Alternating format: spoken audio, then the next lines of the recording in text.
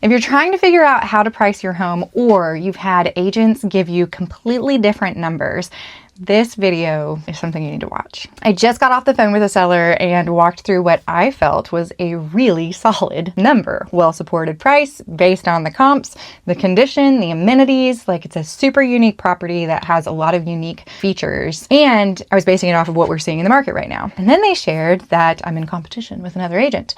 And that agent came in with a price that was almost $400,000 higher than what I had comped the house at. I was floored. I'm still floored. Let's just be honest. I had to really take a second and think about what I had priced it at. Like, that's not a small difference. That's not like a quick judgment call of, well, I think it's 240, you want to list it for 250. Like, that is a completely different set of expectations from a seller about what it is that they're going to get for their home. And when you're a seller in that position, it can be really confusing, because now you're starting to sort through, like, what is real? What is actually possible with this house? Who am I supposed to pick out of the two people? Who do I trust that has valued my property in the most accurate way? Pricing your home isn't about who gives you the highest number. And I think a lot of times people will interview multiple real estate agents until the person with the highest number wins. It is about what the market actually supports. And I have seen when those two things don't line up, and it is honestly devastating. It isn't the first time that I've run into this. Several years ago, whenever I first got into the business, I met with just the sweetest older lady. She had lost her husband, and her, kids had already moved out and moved on. And I mean, she was closing a 40-year chapter of her life here in Tullahoma. And she had somebody come in and say that her house was worth $360,000. When I ran the comps, I came in closer to $285,000.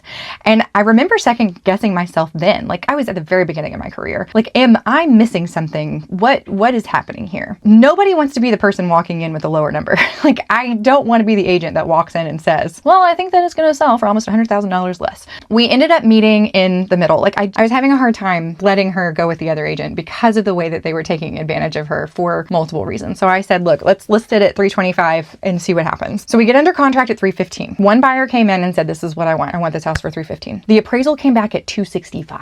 $265,000. That was the most devastating conversation I think I've had in my career. I remember sitting with her and she looked at me and said, why did that man price it so high just to get my hopes up? That's the part of overpricing a home that people just don't talk about. Like, it's not just about this listing price. It's about what that number does to your expectations, what you think you're going to be able to do with that. Once a higher number is in your head, especially that significantly higher, it creates this picture of what you're going to walk away with, what your next move is going to look like, how everything is going to work, how your life is going to change with this, additional $100,000. And then when the appraisal or the market brings that number back down to reality, it doesn't feel natural. It feels wrong. It feels like somebody took something from you. And there are real practical consequences to this too. When a home is overpriced, it usually sits for longer. Buyers start questioning, what's wrong with this property? What are they hiding? Why do they have this expectation? I would love to just humble them and get a really great deal out of this because of their lofty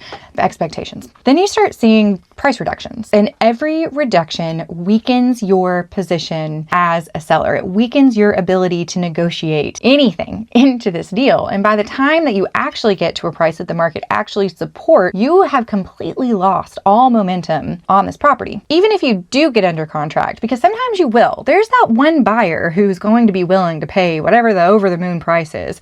The appraisal still has to support it, because the bank's going to want to know that there are other people out there that would be willing to buy that house if they had to foreclose on it. And this is where deals really run into problems. The appraisal is based on comps. It's not based on what you hope to get. It is not based off of what somebody suggested that you listed at. It's based off of appraiser science. Now you have to go back and renegotiate. You're asking the buyer to bring more cash. You are bringing more money yourself, or you're reducing the cost of the house. You're risking the deal completely falling apart. And all of that comes back to how the home was priced at the beginning. Pricing is not simple. It is not what Zillow suggests. It's not just the price per square foot, especially in a market like ours. There is a lot that goes into pricing a property. If you're looking at something like a lake property, A dock matters. A permittable dock matters even more. A lake view is desirable, but a year-round lake view carries far more weight. You've got new construction in certain areas. You've got older homes in others. Some of them are more second home appropriate, Airbnb style. Some are primary resident buyers, and all of these have different expectations. And that's why two agents can give you two very different numbers. Not always just the house. It's about how they're approaching the pricing strategy, because I knew the house that I was selling. To be fair to real estate agents, there are times when a seller wants to list higher than what I would recommend. And it happens more often than I would really like to admit. And I totally get that. There are different needs for different sellers. And in those situations, I'll walk through exactly where I would position it at based off of the comps. And then I will clearly show where they're choosing to list instead. And I'll put it in the contract and say, I think it's worth $285,000. I recognize that you want to list it at $315,000, but I just want you to initial that this is what I suggested at, because you should have both the information and the choice to list it where you want to list it. What you don't want is to walk into this process without understanding what that number actually means and what could actually happen on the other side. So if you're trying to figure out how to price your home, or you are interviewing agents, here are a few things that I would ask.